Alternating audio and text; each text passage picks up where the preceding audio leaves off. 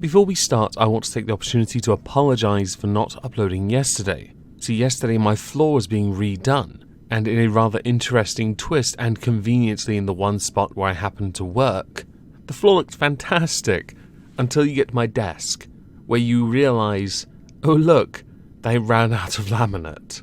Oops.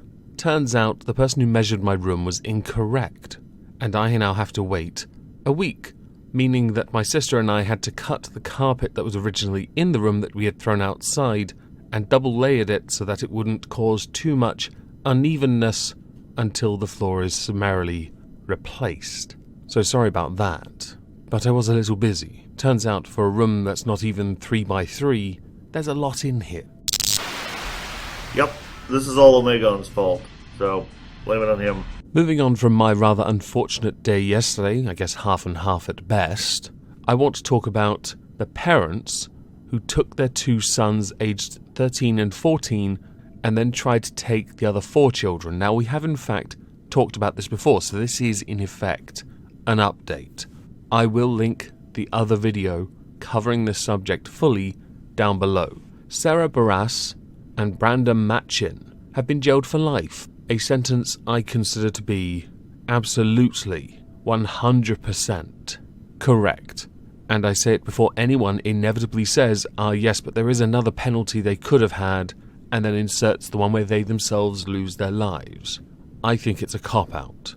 I want them to suffer. Rather unsurprisingly, but still a shock nonetheless, one of the surviving children had in fact told a social worker that they now fear they will become much like their parents, with them hoping that their parents would get 300 years as a bare minimum. The part of this I didn't discuss in the last video was how the mother and the father know each other.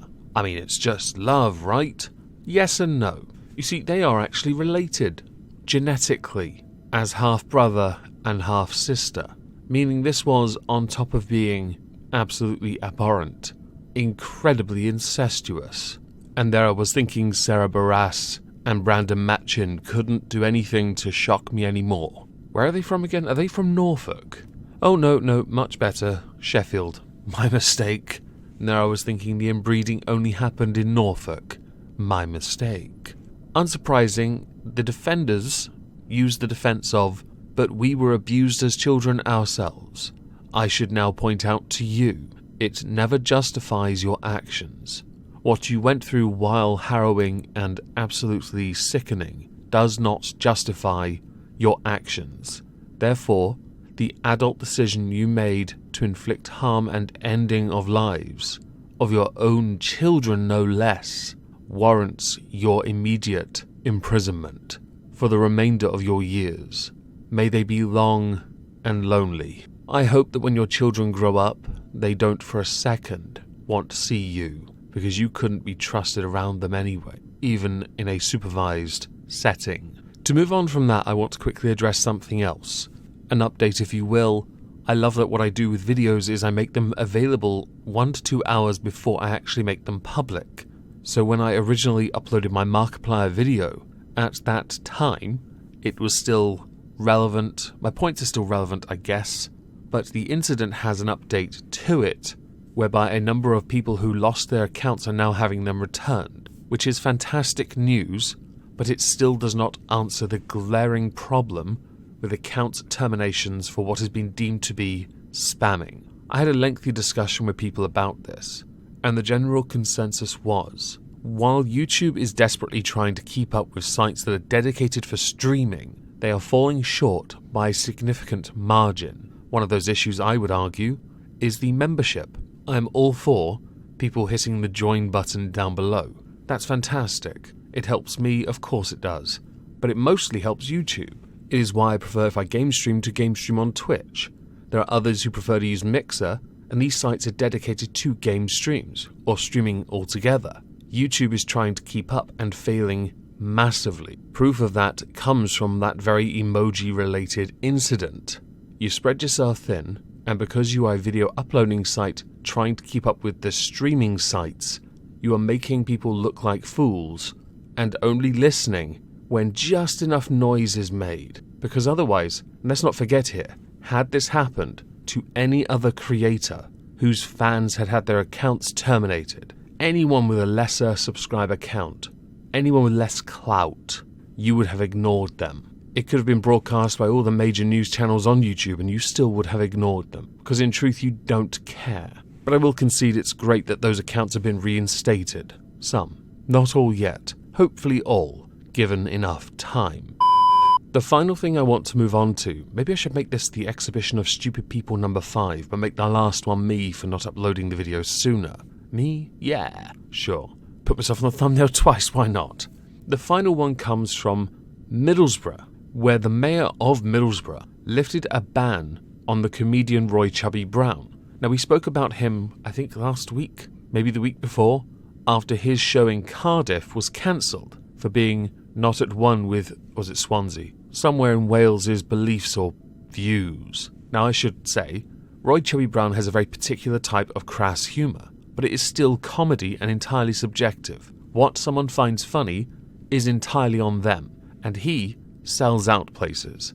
Still to this day he does incredibly well. By extension, so would the area where everyone is going to go and see him. So when the mayor of Middlesbrough decided to lift the ban, part of me thought, and most of me thought, it's for the best, because he's a comedian, he fills out an arena or a venue, maybe not an arena these days, but still a reasonable sized venue nonetheless, which in turn is good for commerce.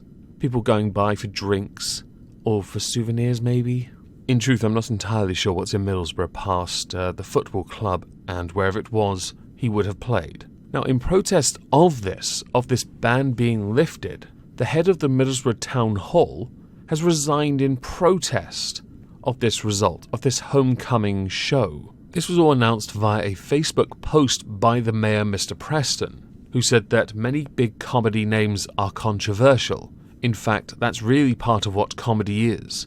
Many comedians say things that some people may find offensive. Personally, Chubby Brown's act isn't my cup of tea, but I respect and will defend the right of Chubby to perform his act, and for those who do find him funny, to spend their hard-earned cash on tickets to see him. If you find Chubby Brown's act offensive, there is a simple answer. Do not go and see him. But I know there are lots of other people who do want to see him, and now they'll be given that opportunity to see him in his hometown, which is fantastic. He is protecting the right of free speech. He is not banning people, he's not deplatforming them. In fact, I think this makes Mr. Preston a much more likeable person. If I could be bothered to look up his actual policies as mayor of Middlesbrough, I might find he's maybe a bit better, maybe a bit worse, I don't know. As far as I'm concerned, this is almost a silver lining to the unfortunate Swansea incident. Yes, it was Swansea, I've just bothered to look it up. Lorna Fulton, who has resigned, isn't willing to comment right now, because she's busy collecting a P45 and signing on the dole. Was it really worth protesting for a show? Who looks pathetic now, Lorna? By the way, you're the idiot I'm putting into this, by the way. Anyway, with all that I've discussed today, I'm very much interested to know who you think the dumbest is. Is it the guy who sold me the laminate after measuring my room and deciding to buy 1 pack less? Well, that'd technically be the retailer who ordered 1 pack less. Would it be me for the Markiplier video? Although the points were valid, so maybe still YouTube. Would it be the incestuous, half incestuous-ish? No, it's still incestuous. Brother and sister, who had 6 kids? Or would it be Lorna Fulton for resigning over a comedy show? How pathetic. Please let me know in the comments below. I am very much interested to know what you all think. So I hope you'll have a fantastic Wednesday, and thank you all for listening. Oh wait, no, not over yet.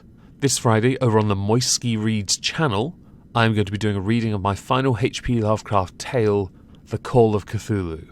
Link to the channel below. It's going to be a doozy. And finally, the speed paint you've seen on that screen over there. Link to the video down below. Go subscribe to Lil Venom.